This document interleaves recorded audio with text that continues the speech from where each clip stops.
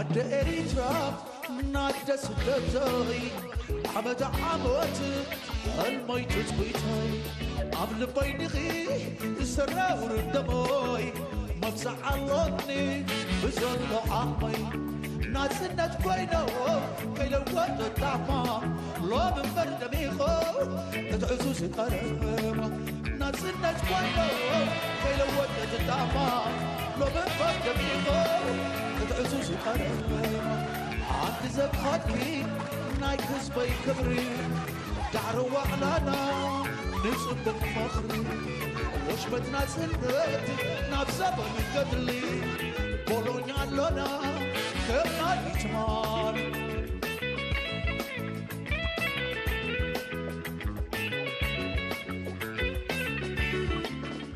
أسعد الله أوقاتكم بكل خير مشاهدينا الكرام، وأهلا ومرحبا بكم في هذه الحلقة الخاصة التي خصصناها لكم بمناسبة مهرجان إريتريا لعام 2023. نعلم جميعا مشاهدينا الكرام بأن مهرجان إريتريا لعام 2023 افتتح في 11 من أغسطس بعد توقف دام ل4 سنوات بسبب جائحة كورونا. مشاهدينا الكرام، سنتابع في حلقة اليوم مدى عكس المهرجان لثقافتنا وتقاليدنا والعروض التي ستقدم في هذا المهرجان. نتواجد حاليا في أرض المعارض الإكسبو، سنتابع معا في هذه الحلقة العديد من الفقرات، وقتا ممتعا نتمناه لكم. افتتح مهرجان إريتريا لعام 2023 بأرض المعارض الإكسبو في 11 من أغسطس بحفاوة كبيرة بعد توقف دام لحوالي 4 أعوام منذ جائحة كورونا.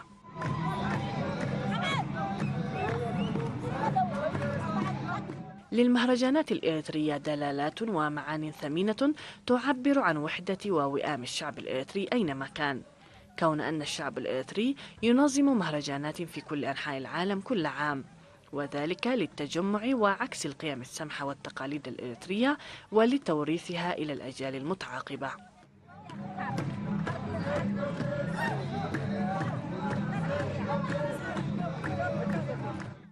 المهرجان قاعة نجتمع فيها كل الإريتريين من المشرق والمغرب ومن الجنوب والشمال، يعني ما في إقليم ما جاء في النهاية، بس 6 أقاليم بالإضافة إلى وزارة الدفاع، بالإضافة إلى كلياتنا، بالإضافة إلى مدارسنا، كلنا متجمعين في المهرجان هنا دي في الفاحة الفواحة دي.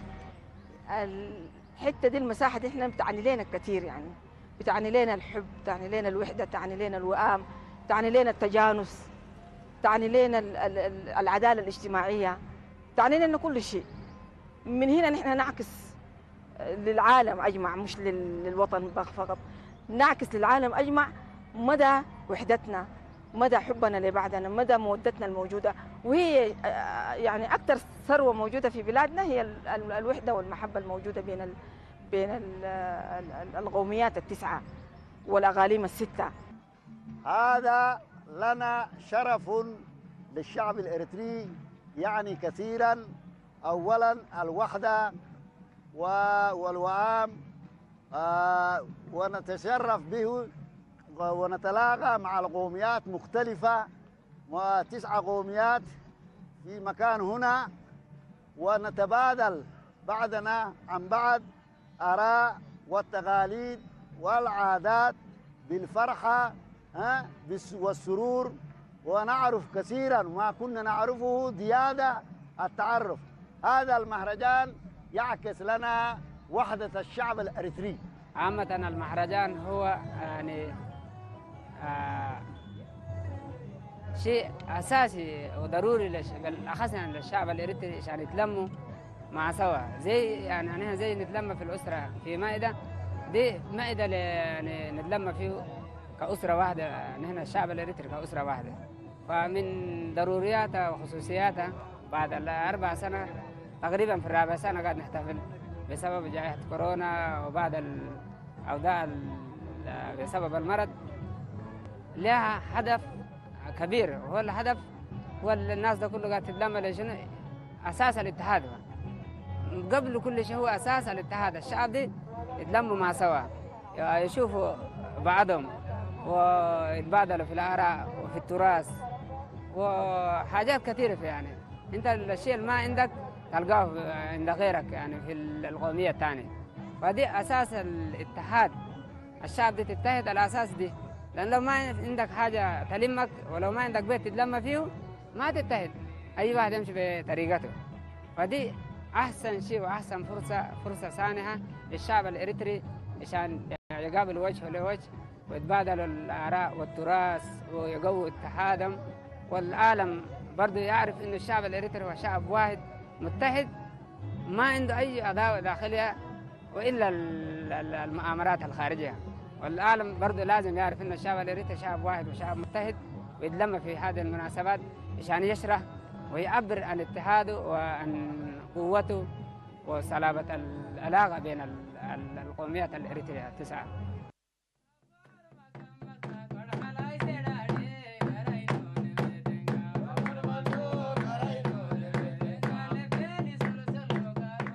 عند التجول بأرض المعارض الإكسبو لزيارة مهرجان 2023 ترى بأن المهرجان ثري جدا من حيث المحتوى والتنظيم، ومع أن استعدادات هذا العام للمهرجان كانت ضيقة جدا من حيث الوقت، لكن العروض والثقافات والعادات التقليدية التي قدمت جميلة جدا وتعكس الهوية الإريترية ورونقها.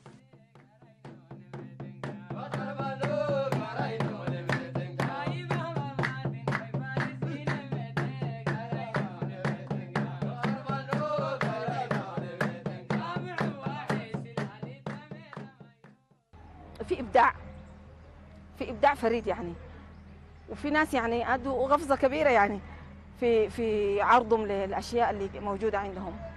ده دليل على إنه الناس كانت يعني دايرة الشيء ده، يعني محتاجة إنه تعرض أشياء، محتاجة إنه تطلع اللي جواها. شفت يعني في حاجات فريدة حصلت في بعض الأقاليم، في غفزة، في نهضة، والحمد لله يعني حتى التنمية ماشية كويس، لأنه في كل الأقاليم شفنا في تغيير في التنمية حتى.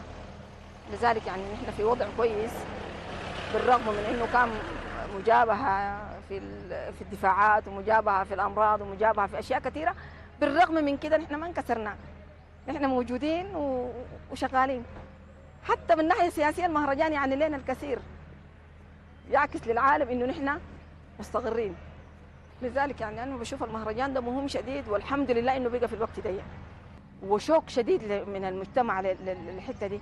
يعني أنت لما تشوف ده تحس إنه في أمان، تحس إنه نحن خلاص يعني تعدينا كل شيء، الحرب، المرض، كل شيء يعني فتناه ووصلنا لحالة حياتنا الطبيعية اللي كنا فيها قبل الكورونا وقبل الحملات اللي كانت. يعني احنا نحس بالاستقرار بين وجود المهرجان، يعني لنا الاستقرار لنا نحن، يعني نحن رجعنا لوضعنا الطبيعي، وده يعني فال كويس يعني المجتمع بجد، يعني المجتمع فرحان شديد. واي زول يجي في المهرجان كان بيقول الحمد لله انه عبرنا كل الصعوبات وكل الاشياء اللي كانت موجوده ورجعنا لحاله الاستقرار.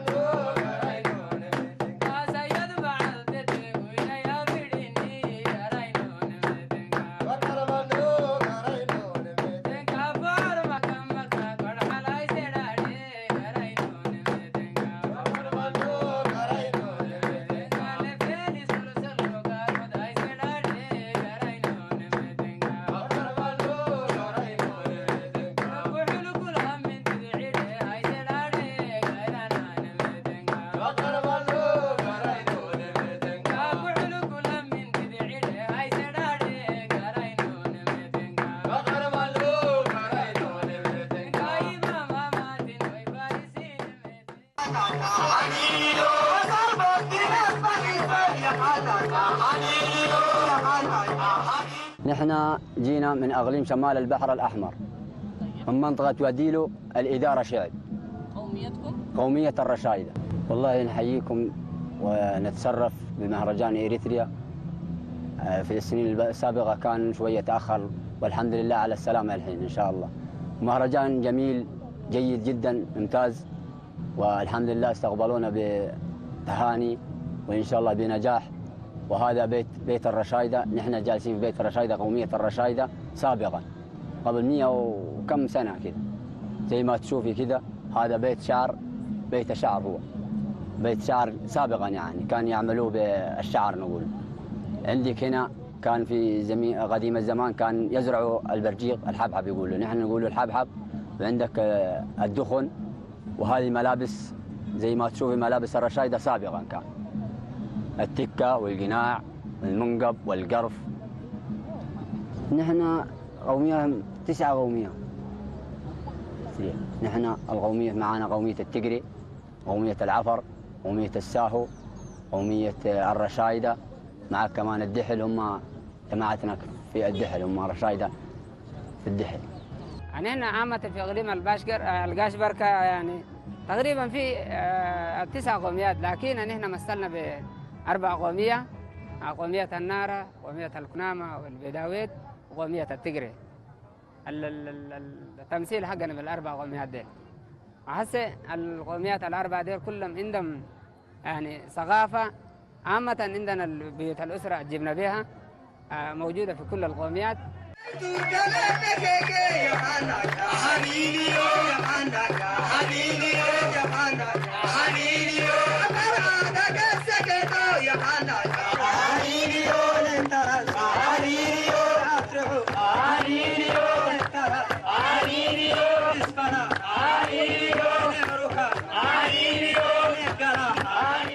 والله الفترة كانت قصيرة شديد، نحن ذاتك ما كنا متوقع انه حيكون في مهرجان السنة دي. يعني كنا معتبرين زي السنوات اللي فاتت دي يعني حنعديها السنة دي كمان، لكن بس فجأة كده جاتنا ويا جماعة من يوم كده ليوم كده حيكون في مهرجان واستعدوا. نحن في خلال 3 أسابيع عملنا اللي عملناه دي، 3 أسابيع بس. يعني كانت شهر هي، لكن الأسبوع الأول لما تبرمج وتعمل دار تعمل شنو ذات. بعد ذاك بدينا العمل، يعني بدينا الحركة، بدينا نجمع ناسنا، بدينا يعني ال4 سنوات دي كانت فجوة كبيرة لنا نحن، إنه شتتتنا من بعد، حتى إنه حصل إهمال في بعض النواحي.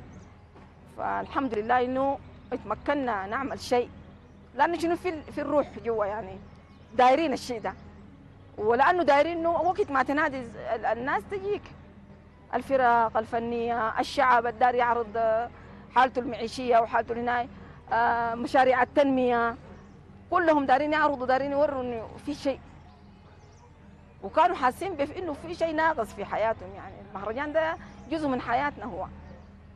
المهم يعني هسي الناس فرحانه والناس متفائله بانه نحن الحمد لله في وضع مستقر. والله استعداداتنا كل ما نملكه نحن كقومية عفر من جنوب بحر الأحمر، استعددنا ما نملكه وما يسمح لنا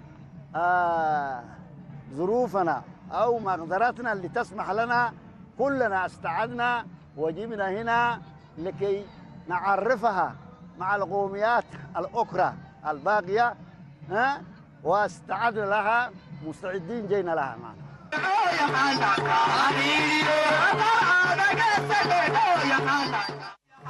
يضم مهرجان هذا العام العديد من العروض والمميزات التي تعكس الهوية الإريترية والتي تؤكد تواصلها واستمرارها من جيل إلى آخر. ويشارك في المهرجان كل القوميات الإريترية التي قدمت من كل ركن في الوطن حاملة العادات والتقاليد والثقافات للقوميات الإريترية 9 من كل الأقاليم.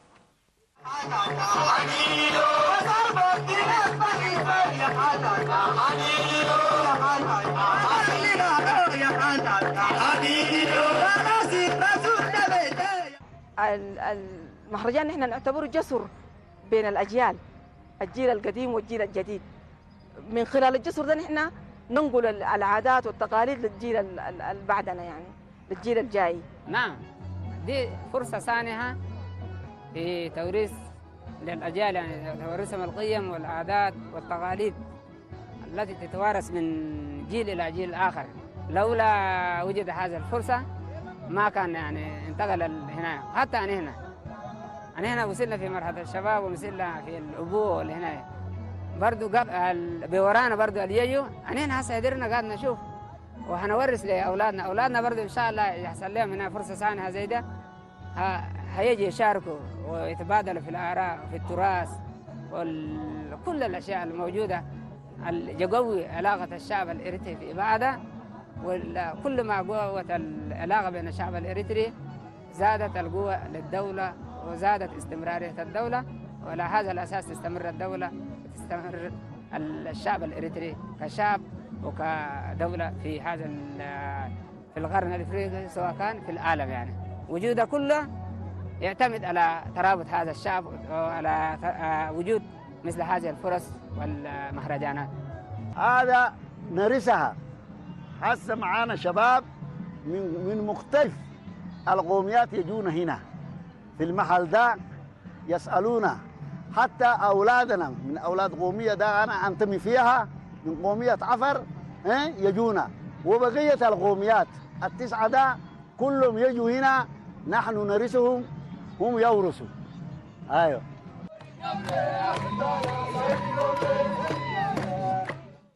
مهرجان إريتريا لعام 2023 غني جدا بكل المعايير السياسية والتعليمية والثقافية، وهو ساحة لتبادل الخبرات والعادات، كما زاد من روح وحدة ووئام الشعب الإريتري وحب الوطن.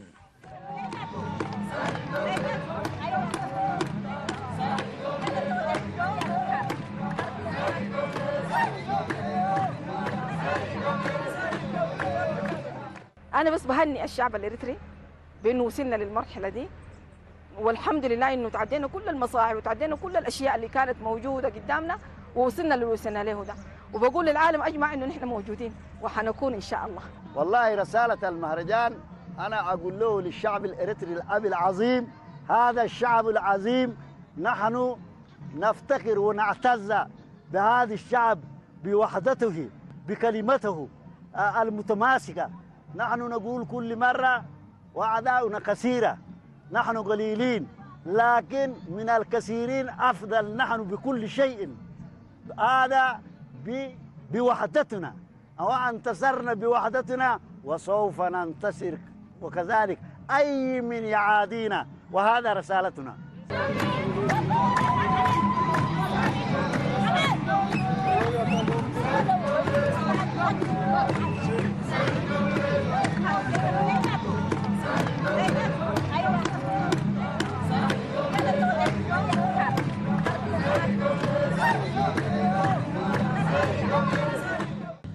مشاهدينا الكرام، هكذا نكون قد وصلنا وإياكم إلى نهاية حلقتنا التي خصصناها بمناسبة مهرجان إريتريا لعام 2023. تابعنا فيها ليس ما قدم في كل المهرجان، ولكن مقتطفات من العادات والتقاليد الإريترية الجميلة، وأيضا العروض والبازارات التي قدمت في مهرجان إريتريا لعام 2023. في الختام نتمنى بأن تواصل مهرجاناتنا عاما إثر آخر مع المزيد من التطور والازدهار بإذن الله. في الختام إليكم تحيات الفريق العامل، خلف الكاميرا المصورين سايمون مرهوي والسيشيشاي، وفي المونتاج مدهني زكرياس، وتحياتي أيضا سعاد صالح. وإلى جديد اللقاء بكم إن شاء الله، نتمنى لكم كل الأفراح والسعادة، وإلى اللقاء.